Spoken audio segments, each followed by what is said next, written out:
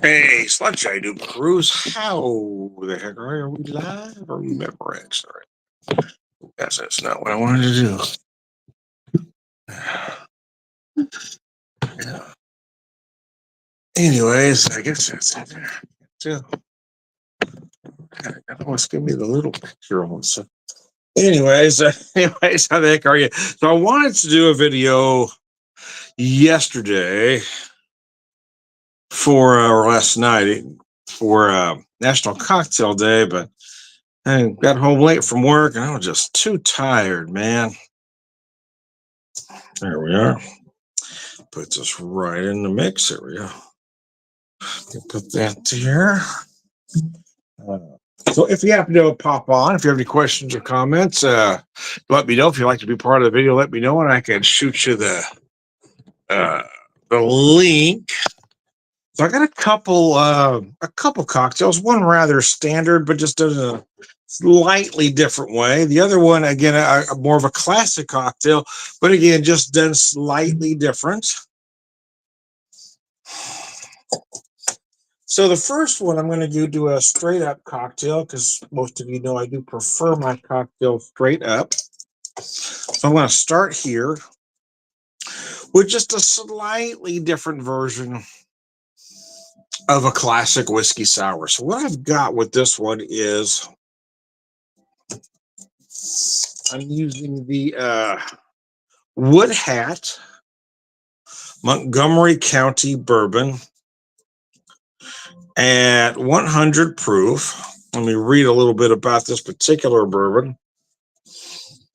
From field to glass, for years now, Montgomery County has been sending our grain and white oaks staves to other states and foreign counties to make spirits.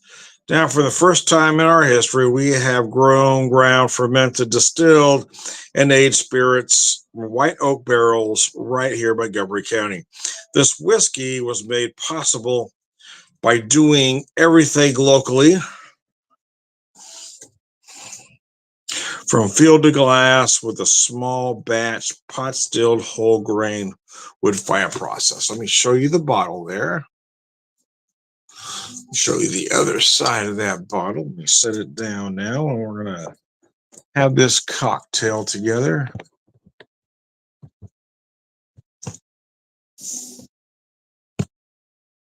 All right.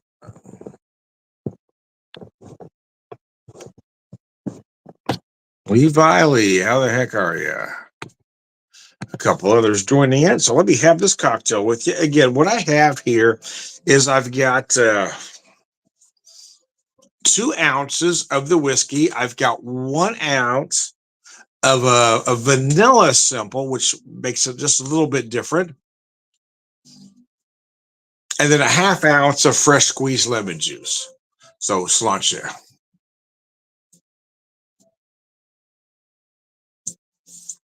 So just a slightly different interpretation of a classic whiskey sour. Many like to serve this on the rocks, but I am a straight up cocktail guy. I did want to do one straight up, but my next one's going to throw you off a little bit because I wanted to stay traditional to it and serve it more as a highball. But anyway, I wanted to start here.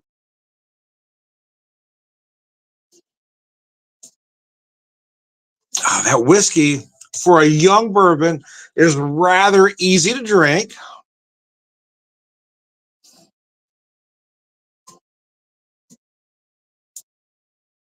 That's nice. So again, National Cocktail Day was yesterday. But like I said, I didn't get home from work till after 9:30. I was kind of tired. I was going to set one up, but I just didn't have it in me. So I thought I'd set it up today because I'm off today.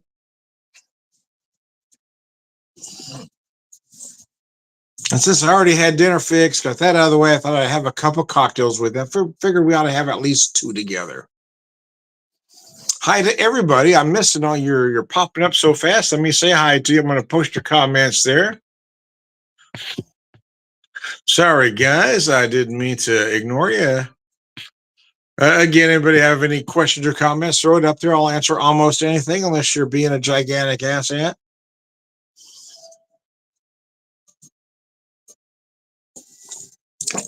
Mercy.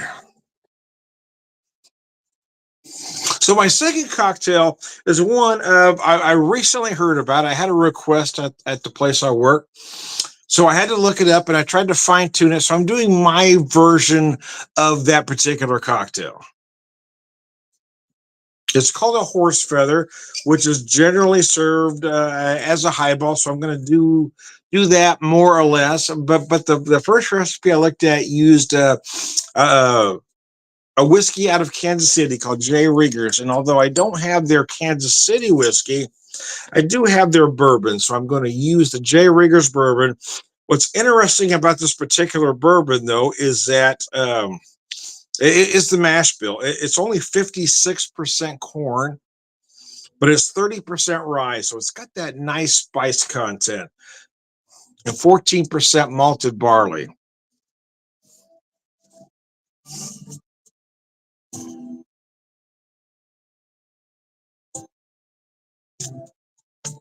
Ah, nice.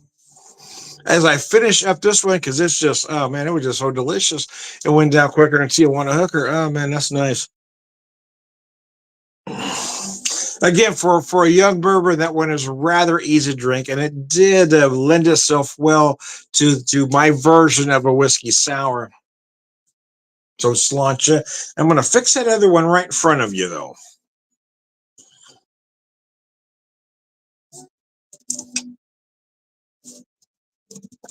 I've got my highball glass ready.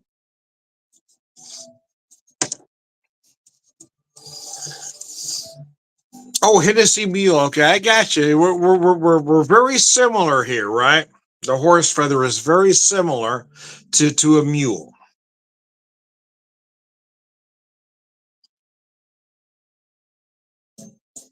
And like I said, I'm doing my spin on it here.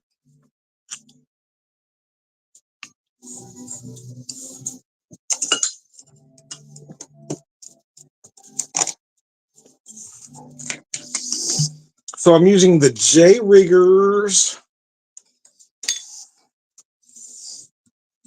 whiskey with it.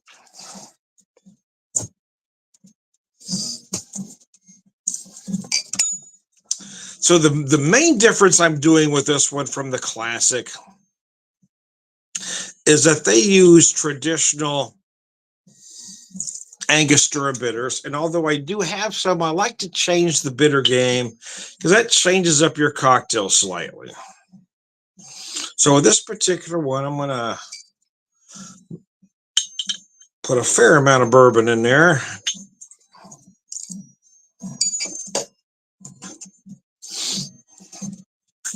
For the ginger, I'm going to use Swift. That's what I have here. But use whatever you like.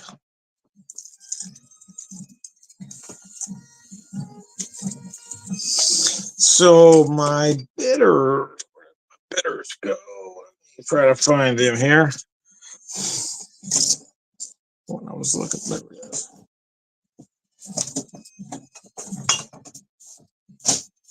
So again, they call for your traditional bitters, and I'm going to change it up slightly, and I'm just going to put some cherry bitters in there to just add to the aromatics.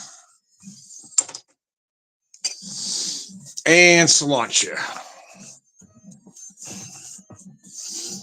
I'm using my which looks like or could be a tall highball glass. A highball glass is cylindrical. Now, a lot of folks have always been under the misconception that a tall gives you a stronger drink. It does not. It gives you more mixer. It's only a stronger drink if you order a double. And you can order a double at either a short or a tall. So here you go. But I'm using the tall highball glass, which I do have a little better than double in here because I do like to make me a drink, and cilantro.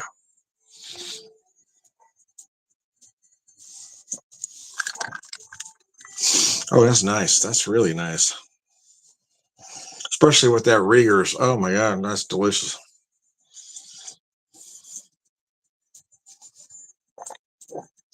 I do like the Riggers bourbon.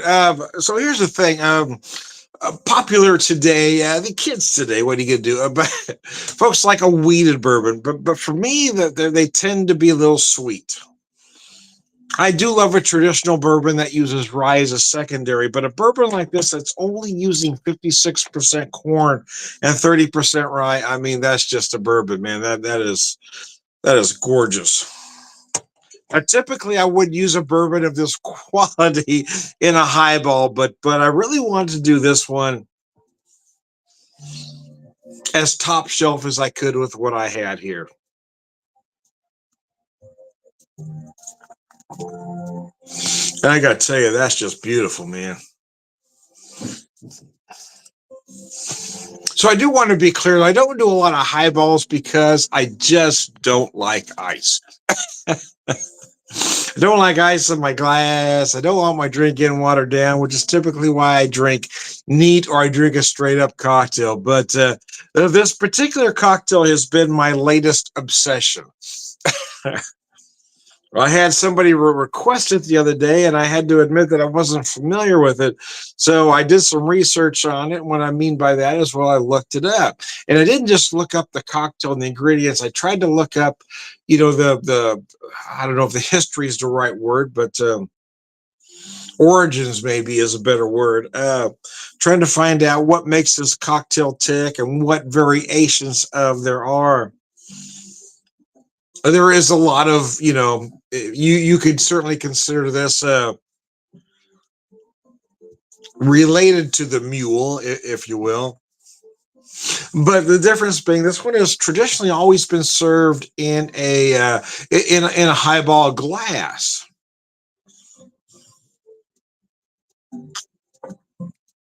And that's what makes it a little different than, say, it's a mule counterparts, if you will.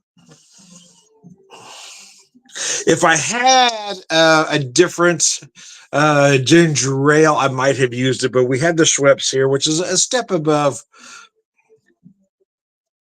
bottom shelf, but there are higher quality ginger ale or ginger beers on the market.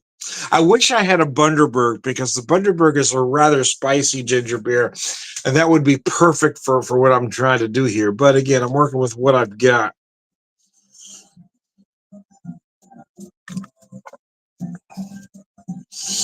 But I also think if I was using a different bourbon than what I used here, it may have come off a little sweet, at least for me anyway. But this particular bourbon with that ginger ale really works nicely. So anyway, here's my quick on the fly version of a horse feather, man. We do the best with what we got.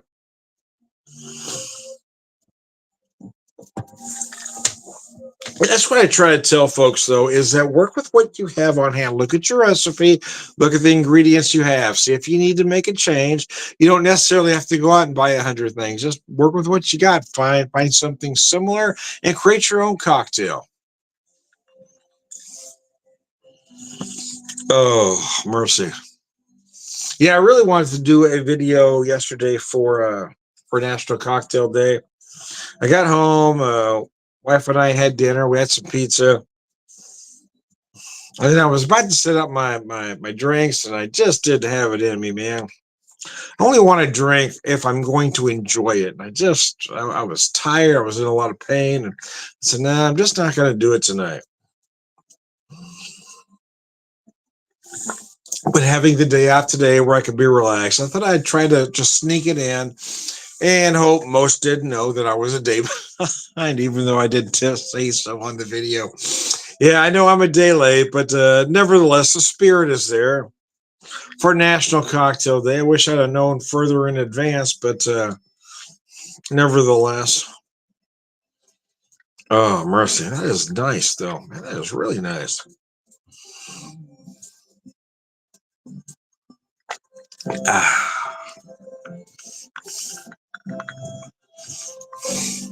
So cocktails. Let's talk about cocktails. My favorite cocktail, as I've said in many videos, is a Manhattan. So almost everything that I do is using the Manhattan as a template, right? You can take the idea of a Manhattan and take it in many different directions.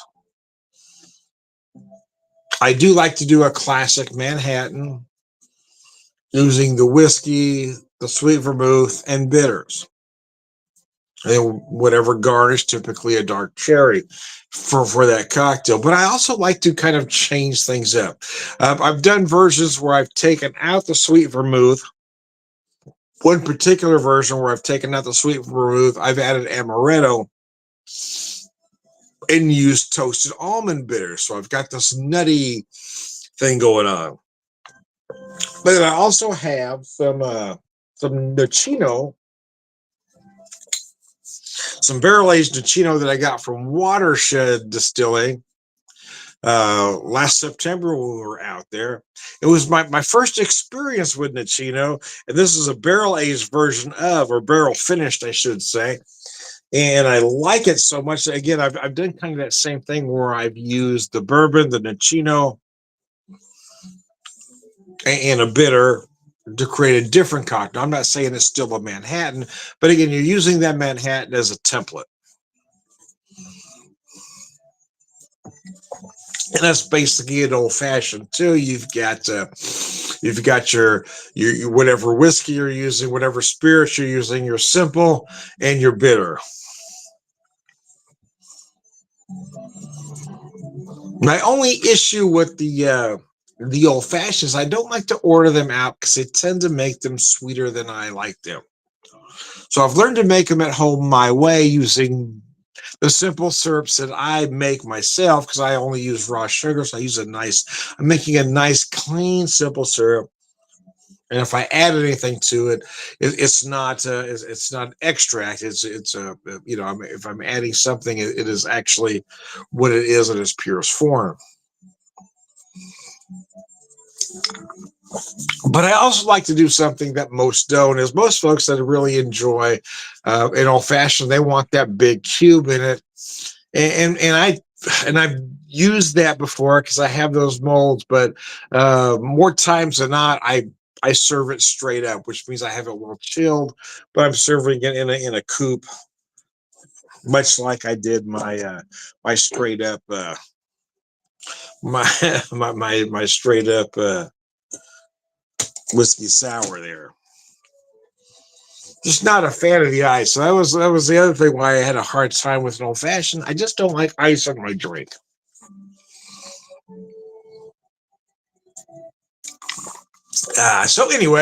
Anyways, I digress. I'm going to wrap this up, and I may do another one here in a little bit because now that I've got things going here, I've had an idea for some other cocktails. Since I'm off today and tomorrow. I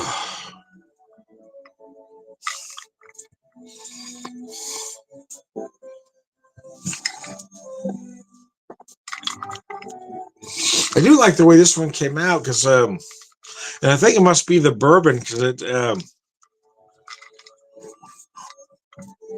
it's not as sweet as I expected it to be, which works perfect for me, but I understand how many might like it a little sweeter. So anyways, I digress. I am Tom the Whiskey Whisperer, Whiskey Evangelist, prolific whiskey drinker, purveyor of wisdom, and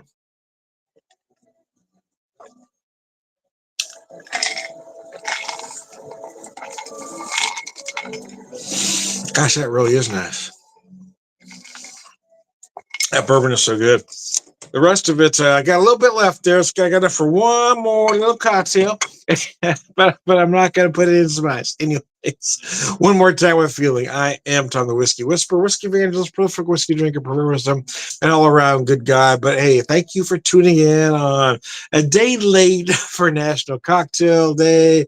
Cilantro.